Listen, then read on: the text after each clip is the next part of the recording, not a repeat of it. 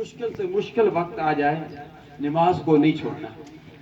حضرت علی المرتضیٰ رضی اللہ تعالیٰ عنہ سے کسی نے پوچھا، یہ بڑی مشہور و معروف روایت ہے، ان سے منسوب ہے کہ آپ کسی ایسے درخت کا نام بتائیں جس کے 30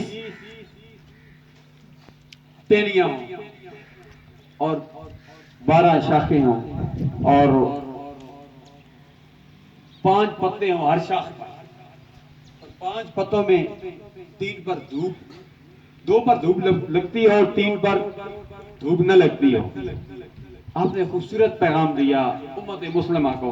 حضرت علی المرتضیٰ رضی اللہ تعالیٰ عنہ نے فرمایا وہ 30 مہینے ہیں اور وہ 30 دن ہیں اور 12 مہینے ہیں۔ ان عدت الشہور عند اللہ 12 شہرا، 12 جو ٹہنیاں ہیں وہ 12 مہینے ہیں اور 30 دن یہ 30 شاخیں ہیں اور ہر شاخ میں 5 پتے ہیں، 3 پر دھوپ نہیں لگتی، 2 پر دھوپ لگتی ہے۔ فرمایا کہ وہ ظہر اور عصر کی نماز ہے، اس پر دھوپ لگتی ہے، مغرب، عشاء اور فجر کی نماز ہے، ان پر دھوپ نہیں لگتی۔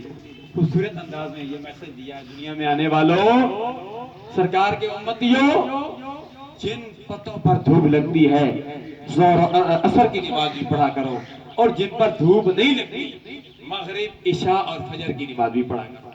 الحمدللہ مرحوم بھی 5 وقت کے پکی نمازی تھے، جس طرح مرحوم کے والدین، اللہ ان کی والدہ صاحبہ کا سایہ عطا دیر قائم دائم رکھے۔